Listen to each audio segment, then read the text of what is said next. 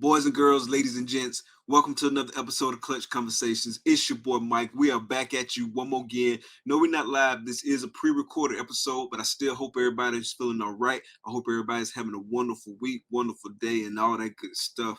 First and foremost, you know how we do. Ain't nothing changed. Shout out to my lovely wife, Takara, the world famous TJ, the DJ, always holding the team down. She's the DJ and I'm the rapper, so y'all show her some love in the comments and don't stop there. Do us a solid and show the channel some love. Hit that like button. If you haven't already subscribed, hit that subscribe button, and everyone make sure you smash that notification bell so you can get notifications every time we drop a video. Shout out to the audio only gang. Audio recordings of Clutch Conversations are available on all major podcast platforms.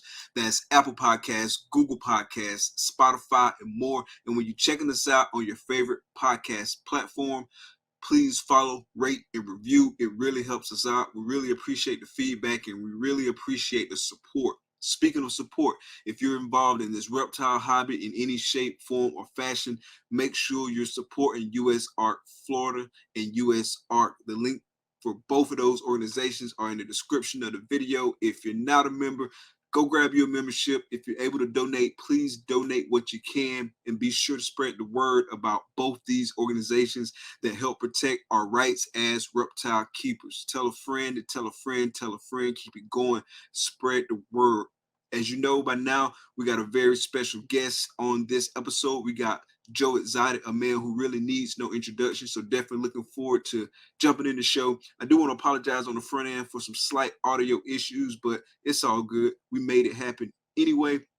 But before we get into the show, I want to pay some bills. So shout out to the sponsors. Shout out to Shane from Small Town Xotics. Shout out to Justin from Armless Angels. And we got a special episode sponsor. We got Harry from the Reptile Lifeline, who was actually the person who was responsible for making this episode happen. So big shout out to you, homie. So let's kick the sponsor segment and pay some bills. Big dreams start in small towns. Small Town Xotics is a family-ran business that specializes in high-quality ball python morphs, western hognoses, and select leopard geckos. They are proud members of U.S. Art Florida, and the Orient Society. Stay connected with Small Town Xotics on YouTube, Instagram, and Facebook. Witness their journey as they grow their business and showcase their animals to the world. Thank you, Small Town Xotics, for sponsoring the show.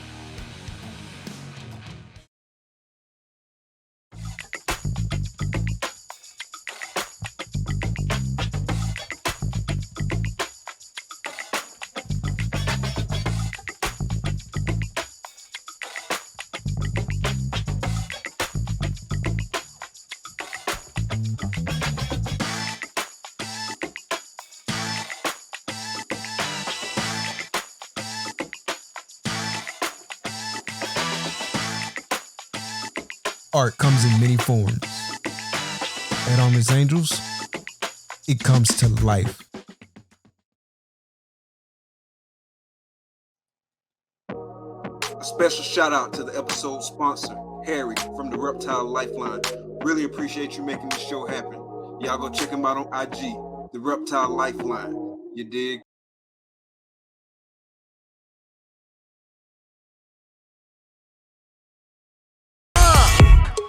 Baby, won't you listen to me? I got that flavor, I know you're dying to feed. I ain't no dancer, just got some hip in my feet. Now throw your hands up.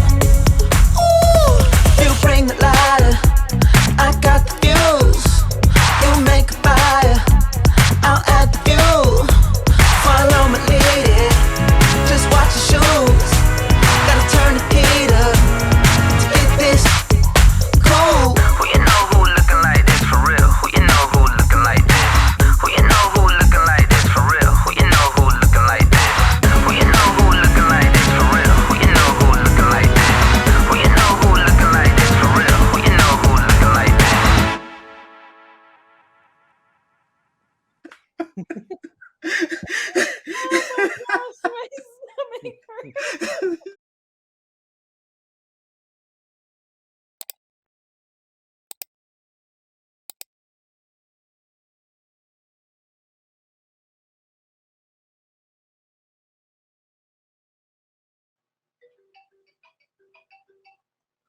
Here we go.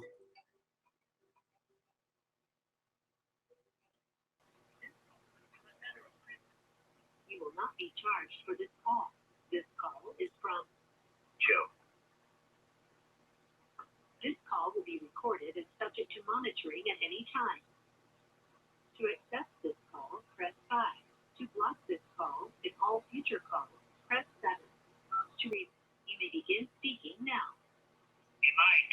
Hey, how's it going? Good, good. Hey, I don't know how you got your show set up, but let me just tell you, you can put me on speaker, you can record, you can put me on live, the prison makes that you put me on any kind of a 3-week call, they'll shut this call down. I won't be able to tell you that. Absolutely, absolutely. I've got you connected to my podcast equipment now, and so it's just the two of us, so we should be good to go. How are you doing? Good, good. How are you? Good, good, man. Thank you so much for joining us today, man. We're thrilled. I appreciate you. I appreciate you giving me a platform and a voice. Yes. It's hard to fight for free life in here. Yes, sir. Absolutely. I can imagine. I definitely want to touch on that. So yeah, we're thrilled to have you on the show. So we truly appreciate you taking the time to speak with us today. So I know you got a limited amount of time, so I do want to hop right into it. And so we'll just get started. So my first question is, so I've noticed that you stated on other interviews that the Tiger King ruined your life. Can you dive into that a little bit and speak about what you've gone through over the past few years? Well, before Tiger King even started filming, this was, everything that you saw in Tiger King of me was filmed by my film crew because we were filming a reality show. So when the Netflix people started Tiger King, that's when they started this agenda to set me up to make this whole damn movie. And now we have phone recordings that were turned over by the government witnesses that the producers of Netflix even paid the government witnesses in the witness room $5,000 a piece to keep the agenda going through my trial. So we're looking at the producers at Netflix made $15 million on totally destroying my life. I lost my zoo, my parents have died, I lost my marriage. I made it 55 years without even a speeding ticket. And they did this to a human being to just make money. And it's pathetic. The worst part is now I've got, some of the world's craziest stalkers, Jeff Lowe, James Garrison, this dude named Danny, that they just can't move on because they're not relevant anymore. You can't get in the news, their lives are shit. They blew all the money that they made from Netflix, and they just can't leave me alone. They can't move on. They stalked my fiance, they stalked my power of attorney, they stalked my fiance's parents. It's just crazy. Wow, that's insane. So talk a little bit about what your team is doing to kind of combat some of that. Well, I don't see what exactly goes on social media all the time. They copy and paste me as much as they can, in emails, and I respond to most of it the best I can. But the big thing that the team out there is doing now is, John Phillips, my attorney out of Jacksonville, Florida. James and Jeff and Alan, after Tiger King petered out and they weren't relevant anymore, they turned over their phones and their hard drives of their computers over to my lawyers, thinking that they were going to turn on the feds and become famous again. Well, the feds should have been very careful of who they were working with because James and Jeff were recording the feds the entire time. Oh, wow. So we have 416 phone recordings and videos and photos and everything else of the federal agents telling them how to lie to the grand jury and to my jury in order to convict me. And you might see stuff that I put out there in the past. I'm a political prisoner in America, and this whole thing was just the path to Big Cat Safety Act to keep you from owning a tiger in America. How ridiculous is that? That is absolutely insane. Absolutely insane. So anyway, what happened was Jeff and James deleted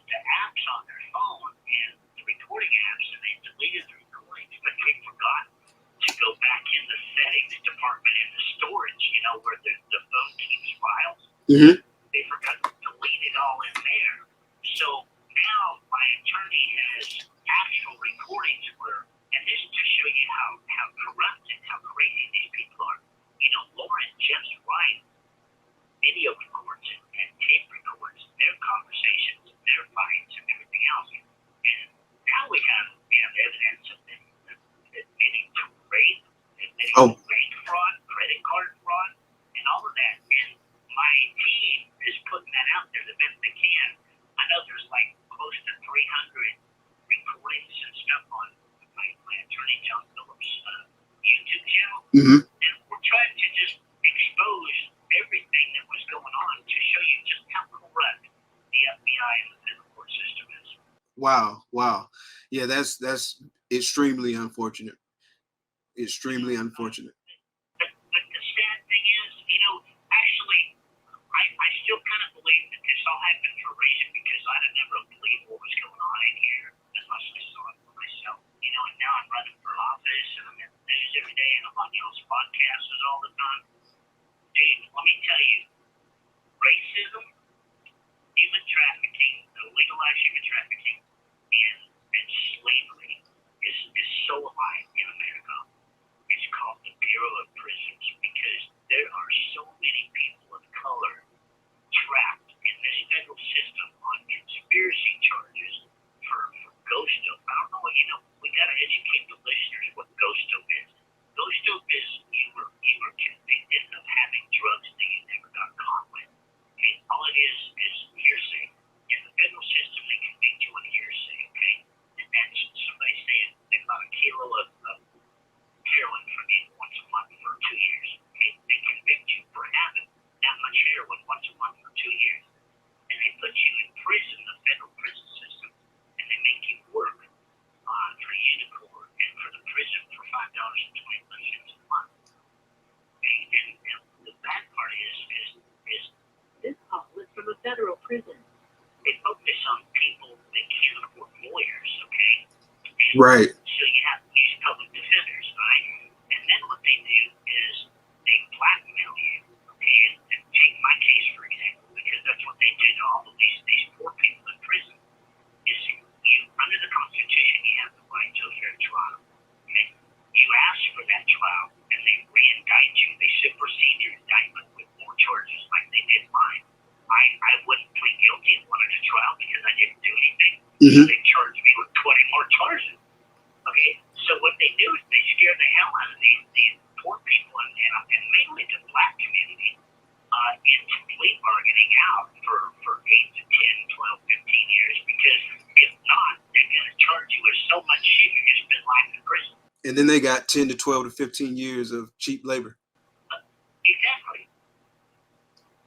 See, where in a state case, you have to have evidence. You can't convict somebody in a state case on hearsay.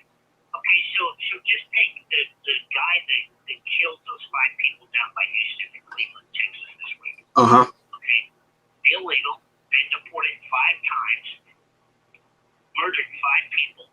He was charged with murder in state, and they offered him bond. Granted, it's several $1 million in bond, but in federal system, you don't get bond. They kidnap you and hold you without bond. Wow. So the minute you're arrested, you're screwed for 10 to 15 years. Wow. So, Joe, I want to talk a little bit about your political run, and I'm sure you get asked some version of this question quite a bit. So, obviously, you're running for president, and obviously, you're currently incarcerated in federal prison. So, can you speak to the challenges that are involved with kind of like your political run, your presidential run, and more importantly, speak to the strategies and the tactics that you are using to overcome those challenges? You know, first of all, you know, again, the only reason that I even have a voice is because y'all are giving me a voice. This has only been done 3 times in history, running for president for a federal prison. So, you know, we're making history now. Thank God the news is taking this very seriously, because I do have an amazing platform and I've got some serious issues. I want to debate President Biden directly, because that's why I changed to a Democrat, because he promised prison reform, he promised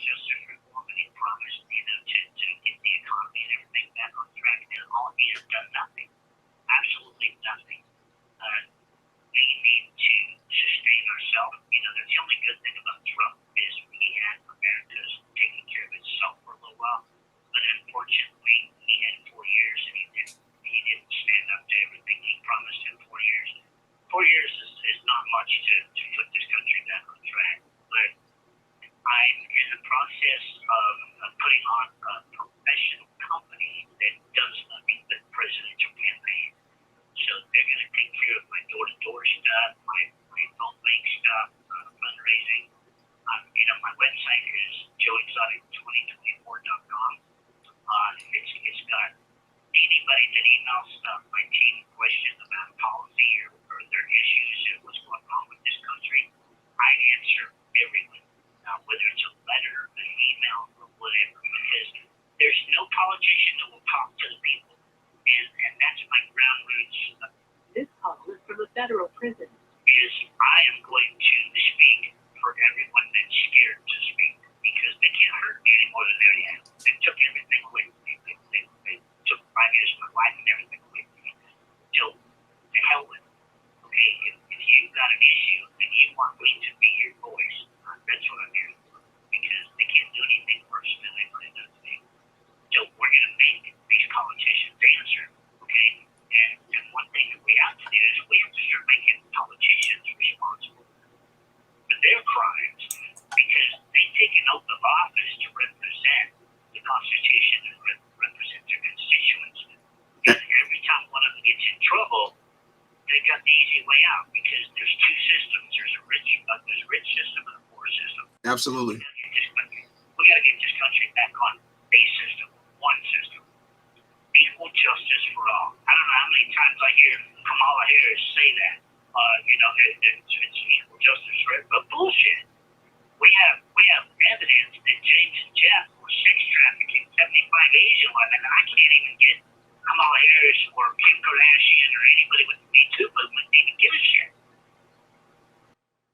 Yeah, it's definitely a very much economic-driven system. I don't know if you remember the song by Wu-Tang Clan, "Cash Rules Everything Around Me," but that's definitely what it is. It's definitely a have versus have-nots for certain. Absolutely. So I feel like not only am I fighting for my own life, there's probably close to 30,000 people that really should just go home, okay? Because they put in their time for Ghost Oak. They learned their lesson. You stay in here any longer, and you're going to be trashed by the time you leave. And why I say that is, the war on drugs that they declared, Reagan declared, and Biden declared back in the 90s. Yeah. You need to forget that shit, man. Because you're never going to keep drugs out of America with an open border and open shorelines when you can't keep drugs out of a 5-acre fenced-in federal prison. Absolutely. 100%. Because they walk in the front door more than they walk across that border. The going price for an ounce of meth in prison is $7,000. Dang. Yeah. That's wild. $4,000 for a $100 Walmart phone. Damn. So, Joe, real quick. As I say, real quick, I know we're running short on time. One of the things I wanted to touch on, though, was can you give us an update on your current health situation? Yeah, I spent the last year in Butler, North Carolina, at the Christian Hospital there fighting prostate cancer. I went through radiation, chemo, and Voltron, and got that in remission. So they sent me back here to the medical center in Fort Worth, Texas. I'm having some issues, and I'm waiting in line for a bladder biopsy because they're scared that it might have moved to my bladder. But I'm fighting. I'm not going to give up. I'm here until I take the last. Here in this fight until I take the last breath. So don't count me out yet because what's going wrong with me ain't half as bad as the signality that's going on with President Biden. Absolutely, brother. We're behind you 100%, and I wish you all of the best with your health. Definitely right out of the gate. Fuck cancer, and I definitely hope. This thing's gonna hang up on in about 20 seconds. So I want to thank you. I want to thank your listeners. Seth, my fiance, wants me to say thank you for giving me a voice to help get me home. You y'all you're amazing. Keep up the fight, because it's the little people that have to put this fight up this time for this election. Absolutely. Thank you so much for joining us today, Joe. Really appreciate it. And best of luck with everything.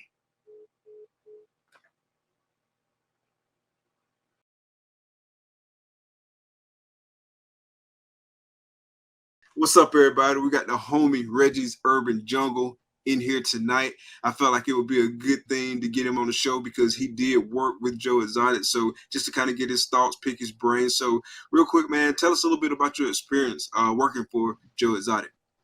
Well, I met Joe in 2011 in Orlando at a FCF convention. That's a Feline Conservation Federation convention. It's a group of people that own exotic cats around the world. I flew down there in June, I believe, of 2011. I went and got my certifications in dangerous animal handling and big cat husbandry. I chatted with him. At the time, his boyfriend was from Brooklyn, Michigan, which is only about 15 minutes away from my hometown, Jackson, Michigan. And I was chatting with him. They said they were looking for some employees, and I asked, and he offered me a position. 3 days later, I flew from Michigan down to Oklahoma, and that's how that started. Okay, and how long did you work for him? I was there from, I believe, June of 2011 until, I want to say, May of 2013, I believe. I came home a few times. I had to leave because I had my daughter, so I couldn't, 500-pound tiger, newborn baby. So I went down there too long. I definitely wish I could have stayed longer. The plan was to go back after my daughter reached a certain age, but obviously for certain reasons that can't happen now. Yeah, definitely. Circumstances. So the certifications that you had to get, how long did it take to get those, and what all went into getting those? It was 2 8-hour courses, nothing too crazy.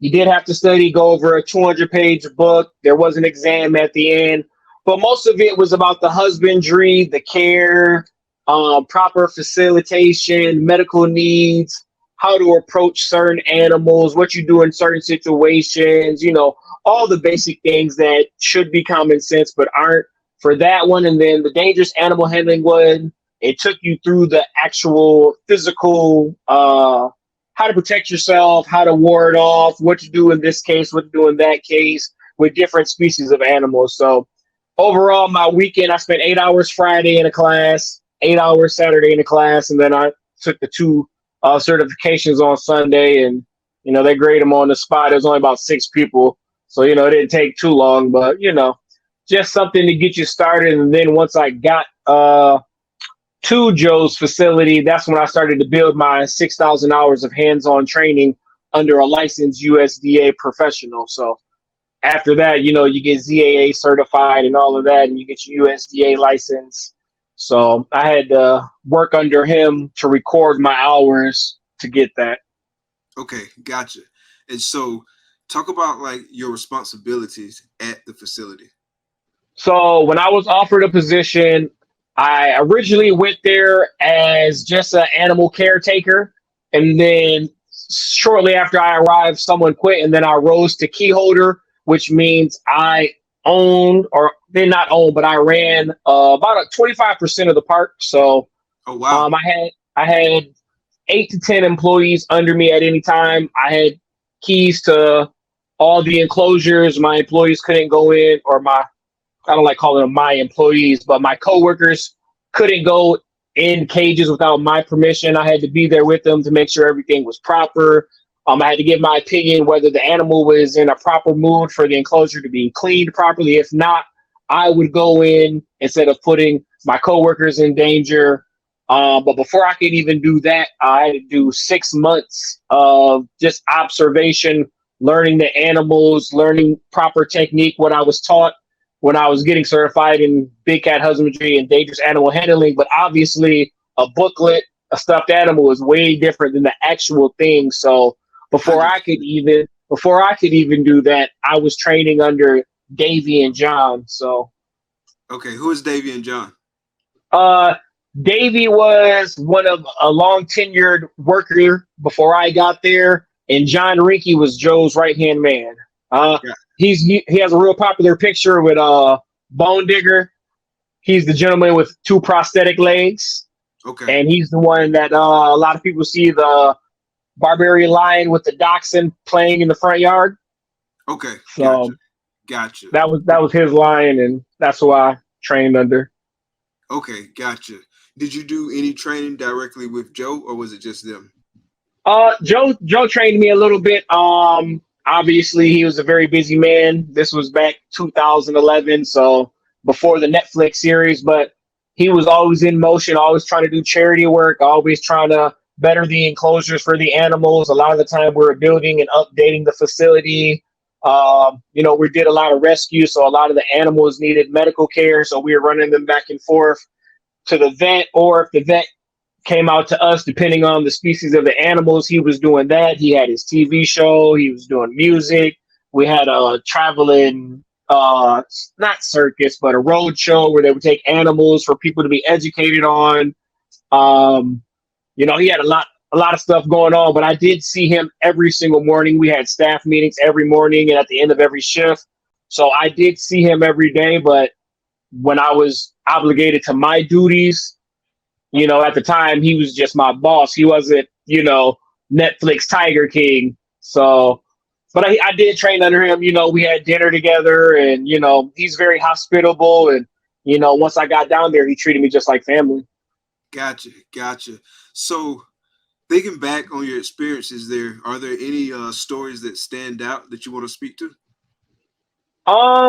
As well as, as soon as I got down there, my first day down there, we went to a rodeo. I was kind of nervous first time that far from home. I lived in Michigan, went to college in Ohio, so that's only an hour, but this was my first real time being away from my family down there. So when I got down there, they took me to a rodeo, first rodeo ever.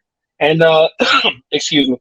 It was very nice. They made me feel like family, down there. He was they're considered outcasts. He plays with tigers. He's country singer. He got, a husband, a boyfriend, he's all of these things that I really didn't know before I went down there, but I'm glad I didn't, because I didn't want to prejudge anyone. So I got to know him from my point of view. So the rodeo was fun, cracking jokes. I was real tight. I didn't know anybody. So I had to loosen up a little bit. So they were cracking jokes, yada, yada. They would call me Snoop or Hollywood, because obviously being from Michigan, I talk really proper, and everybody down there has a deep Southern accent. So they were just cracking jokes. And then I loosened up. I started cracking jokes, and they played Soldier Boy Superman, and Joe went down and told the guy on the mic to single me out, and they asked me to do the dance, and so obviously I had to show them how to do it, and we all laughed, and it was a good time. So that was a good experience, my first day down there. Nice. Yeah, it sounded like you had a lot of fun. So what were some of the biggest lessons that you learned while working for Joe? Excuse me. Responsibility. You think you got responsibility until you're in an enclosure with 4 fully grown tigers or lions. So responsibility and focus, right? We're given rules, but in everyday life, we try and take shortcuts, to make the process easier.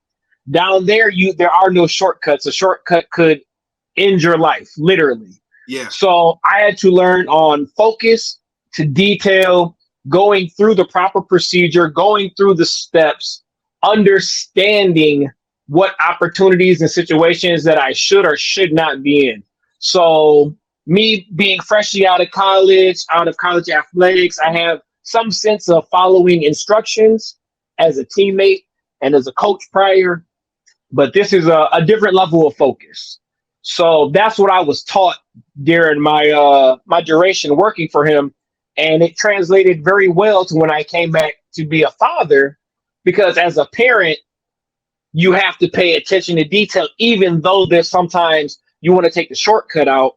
And then I was also an educator for I taught high school, and it's very easy, to take shortcuts. So I I felt that opportunity down there taught me a lot to not take shortcuts, because I'm only cheating myself. I'm only cheating the people I care about if I take certain shortcuts. So that's what I learned: discipline, and sometimes you just gotta do what you were taught. Gotcha. So that's an interesting perspective. So walk us through like the interactions with like the big cats and kind of like your thought process, the things that you're looking for, the things that you're doing. So walk us through and give us an overview of what that looks like. So being a key holder, we would start our day off obviously with the group meeting with everyone to make sure we were all on the same page that day. Maybe somebody called in sick and we'd have to take care of an area that wasn't ours. So if that were the case, we'd have to get familiar, ask the people who work with those animals every day. But after we did the team meeting as a whole zoo, I would go into a team meeting with my coworkers that were helping me with my specific area. We would break down who's cleaning, who's feeding, who's doing what enclosure, what needed to be done, if there were any repairs, what to look for on certain animals. So after that was done, I would go with my my coworkers, and then I would let them in each individual enclosure to make sure everything was done properly. I would observe the animals if it were a big cat. The smaller animals, we really didn't have, to worry about that so much. So, we had monkeys, and, camels aren't, they can be dangerous. But, the big cats were my main concern. So I would let them in there. And then once we got to the big cats or the smaller, we had caracolinxes and the more aggressive animals, hyenas and all of that, I would do those enclosures with a higher ranking coworker just to not endanger anyone else. But obviously you observe from the outside to see if they're in a good mood. Honestly, you can't really tell, but they are like, some dogs have, they're cheery, some are animal, and we all have our bad days. So I would make the judgment call on that. Every enclosure has a catch pen. So it was my job to get them in the catch pen so we can clean safely, make sure it's locked, go through all those procedures, make sure you got your bear spray. Always had a handgun just in case. You never want to use it, but just in case. And then you go in, clean, get all the poop up, fix the enrichment if there were some that were taken down, broken down, chewed up. Tigers chew on bowling balls like dogs do golf ball or, tennis balls. So, I didn't know that.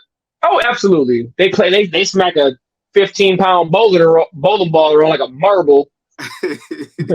So, just go in, clean, basic maintenance, clean up the poop, refresh the water bins, empty it out, clean it. We're in Oklahoma, so algae grows quickly. So give a quick scrub, spray the tigers down, all of that, make sure everything's good. Release them back in, let it watch them, run around and play. Make sure the catch pin's locked, the door is locked. It's always double gated. So that, that's just basic, the boring stuff. But you do build a relationship and a bond with these animals, but you still have to understand they are wild animals. You have to respect the predator that they are. So, Gotcha. The daily routine was mostly boring, but just to be in the presence of those animals while cleaning. I did have my personal interactions with the animals when the opportunity allotted itself after basic maintenance, feeding, medical care, and cleaning was done. So, but it's overall fun for me personally. Did you have a favorite like individual animal or just a favorite general species you preferred to work with? Absolutely. So my first day on the park, they were giving me a tour around. He was showing me all the areas, and a lot of people don't know tigers can't purr, so they chuff. They blow air over the roof of their mouth and off their tongue, and it's more, something like that. I have a few videos on YouTube where I'm chuffing with tigers, but none of the tigers chuffed at me until I got to this one called Lefty. Lefty was in his enclosure with his brother. They call him Lefty because he got into an altercation with his brother prior to getting to the park, and he limps to the left a little bit. So they called him Lefty. So I was walking by, we made eye contact, he chuffed, and I was like, oh, we bonded. We had a zing. So, I stood there, he looked, chuffed, rubbed across the cage like cats do when they're, rubbing on your leg. Obviously, he wasn't touch me. We were separated by the safety fence or whatever. But every time I walked by every day after that, Chuff, jump in the water. We would, I'd play with him on the outside, run back and forth. He would chase me, XYZ. So we had an immediate connection. So I would say Lefty is my favorite. And then there was a snow white tiger, which is all white with gray stripes. And people confuse it with the royal white, which is white with black stripes. But this is almost an all white tiger. Her name was Viveda. And, we had a bond, a quick bond also. So those are my two favorite big cats. I am partial to tigers. So those Nice. two immediate bond. Oh, we had a white-faced capuchin monkey named Preston. He was a real a-hole. He used to take my glasses, eat them. I went through 6 pairs of glasses my first week there, cleaning the enclosures because they would just snatch them off my face, chew them, and break them. So, yeah. So Preston, Lefty, and Viveda. Gotcha. Yeah, that's cool. That's cool as hell, bro. So, in terms of like challenges, what were some of the biggest challenges about working there and about the interactions and things of that nature? And did you or any of your coworkers ever have any like close calls or anything? So the biggest challenge for me was coming from Michigan, where 75 is hot, flying down to Oklahoma, and we're working in 115. When I was there, I think the highest was 122. And the show must go on. Obviously, these animals are rescues, and they come from worse situations, but we still have to make sure they have water, food, make sure they're cool. We got to put giant blocks of ice in there to cool them off, even though in their natural environment, which there's only 1% left of in the wild, but a lot of these are hot area animals, so it really didn't bother them too much. But I got sunburned for the first time. I was 50 Shades of Black for the first time. It's so hot you don't even sweat, right? So Oklahoma's a dry heat, so it's not like you can feel the humidity, but you can just feel yourself cooking. So that was my biggest challenge. And then me having ADHD, staying focused, because I get to work with 2,500 different animals, 2,500 different species, right? So it's like, oh, tiger, oh, camel, oh, chimpanzee, oh, hyena. So once I got my time in and got a rapport with all the animals, then it became less ooh, and then, okay, I get my 10 minutes with you.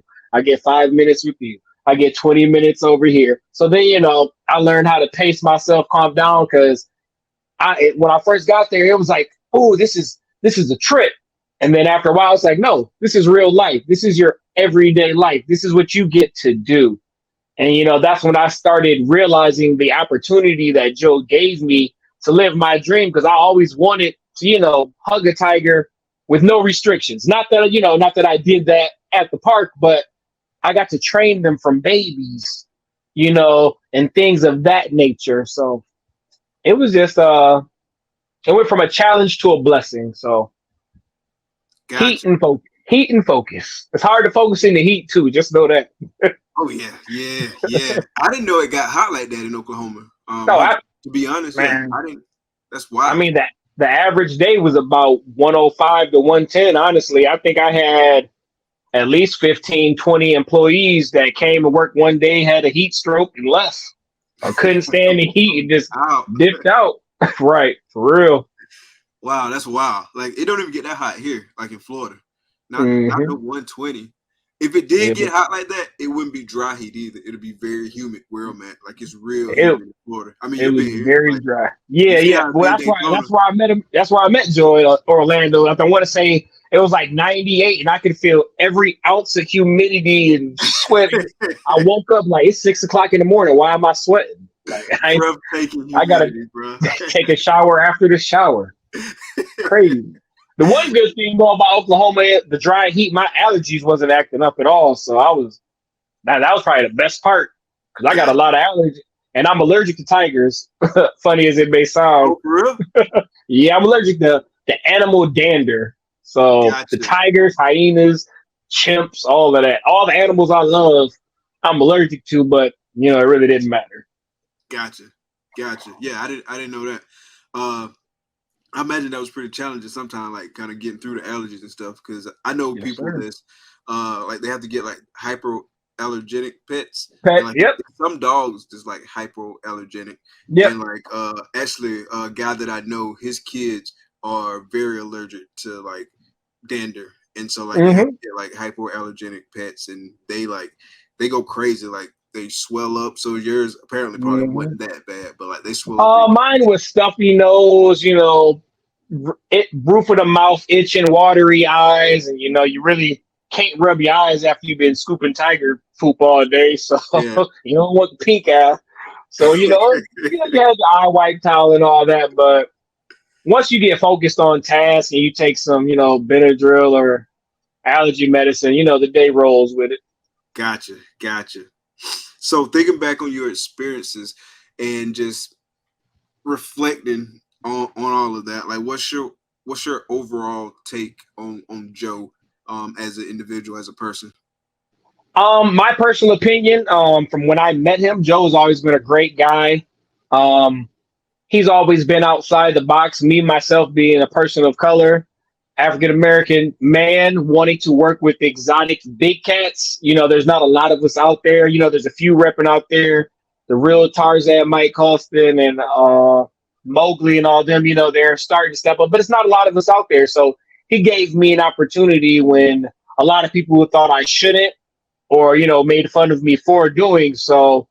I have nothing bad to say about Joe. He gave me an opportunity to live my dream.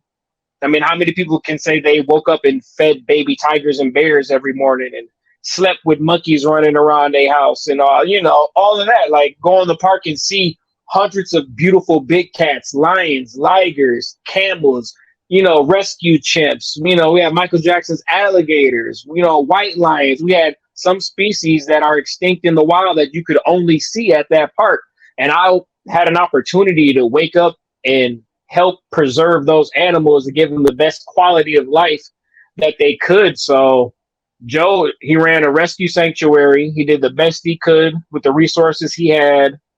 There's a lot of people who don't like. There's a lot of people who think big cats shouldn't be in zoos, but there's no wild left for them to be in the wild. So Right. without Joe's efforts, a lot of people would have never seen, you know, the animals in person. They wouldn't have been able to have a one-on-one, up-close interaction viewing these animals to let people realize and understand how important the conservation efforts that Joe was doing to help save these animals. Even if we can't repopulate them in the wild, without captive private breeding, they're going to go extinct on Earth forever. So he did a Right. lot of good. I mean, no one's perfect, don't get me wrong, but he only showed me, love and treated me, if I want to do it, I can do it. So Joe, he's a great guy. Gotcha. Is there anything else you want listeners to know about Joe, about your experience, about any of that? Don't judge a book by its cover. They show some stuff on Netflix. Obviously, it's recorded, but there's always two sides to the story, and I don't think he's been given a fair opportunity to show the other side. Like he said, they used his footage, and they're only showing one portrayal of the footage. So, you know, always be open to both sides before you make a quick judgment. And just remember, we're all human. We all have our flaws, and everyone deserves an opportunity to have the full story told, not just one side. That's a good takeaway, man, because I feel like the media is like really like geared and structured to control how people think and like point them in a specific direction, get folks riled up, get folks like charging in one direction. But you really Absolutely. should stop and think, because it's always like one, two, three sides to every story. Like even like just with small things, and I won't get too deep into this, but just like anything that the media reported on for me, like locally, they Hmm. reported on something that I had like personal knowledge about. Like it was Hmm. always there was always a spin to it. There was a lot of Absolutely. facts that I knew that were just completely inaccurate, completely Hmm. false. You know what I'm saying? And so like if you just like extrapolate that experience to the larger media and kind of like the bigger picture, then Hmm. you can see that you just can't take things on face value. And like you say, don't judge a book by its cover. Well, how many interviews have you heard or stories have you heard about Joe's charity work that he done, or how many Thanksgiving drives that he did for families in need, or Christmas drives that he did for kids that didn't have toys, or how many people that he gave opportunities to have employment that nowhere else would hire them?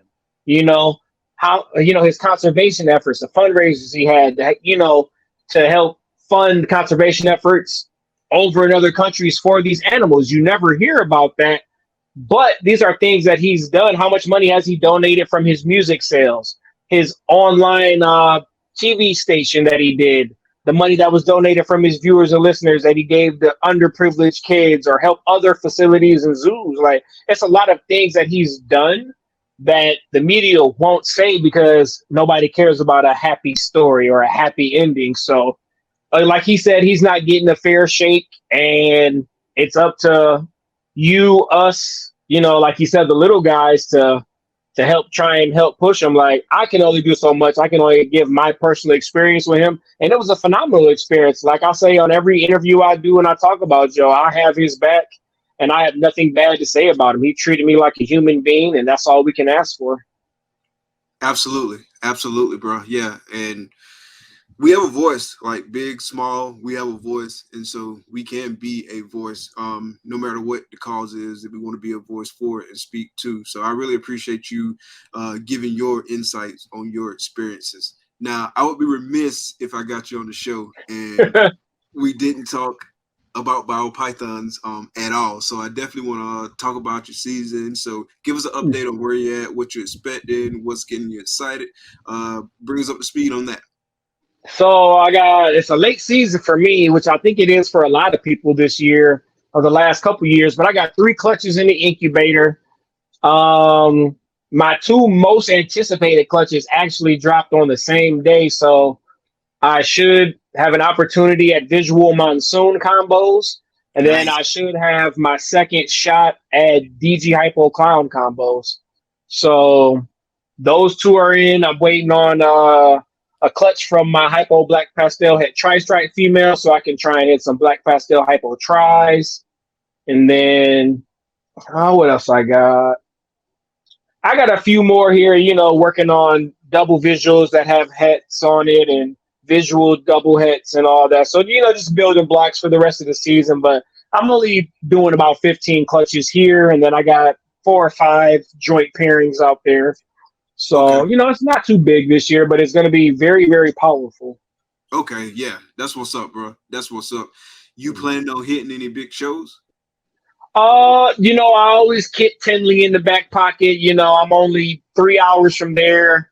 I want to say, was it the March show? I only stopped by to pick up a snake from Brock. I had a lot of things going on, so I couldn't stay for the weekend, but I will be there in October, probably Thursday to Monday. Make it, enjoy a trip. You know how Tinley is. And then I've been requested to go to the Gettysburg show. Okay. So I'm gonna look into that. Maybe Daytona. Or I was given the opportunity to go as a vendor, but I've never vended a show yet. So, I really don't have any inventory now. So maybe by October I'll have some, but a lot of the stuff I'm making I want to keep. So, paying for a table just to show some stuff off, really ain't my thing. But if I have some inventory, I will definitely look into it. I want to go to the CRB in Toronto, and then I might hit Daytona. So, okay. And I might squeeze Arlington in there.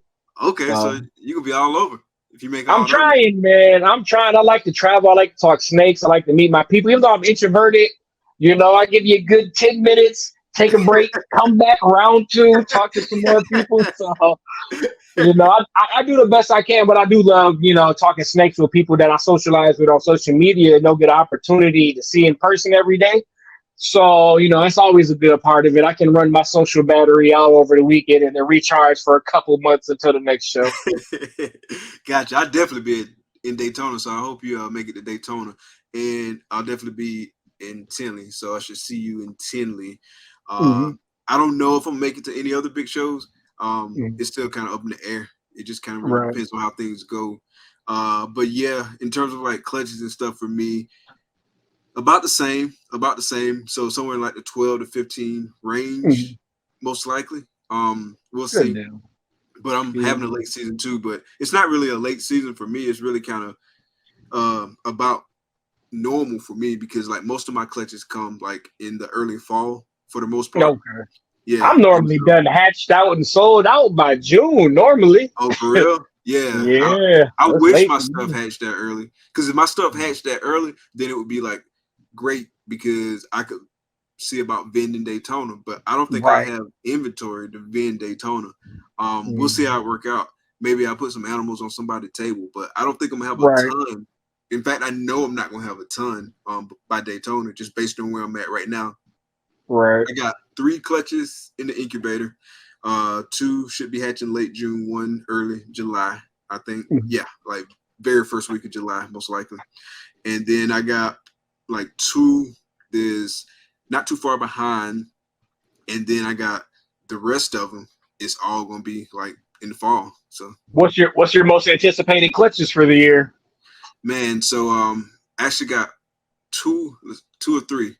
One, I start with the one that I already know is happening. So I got my Inchy Leopard Yellow Belly DG Het clown paired with a spot nose clown female, and she ovulated, so she should be good to go.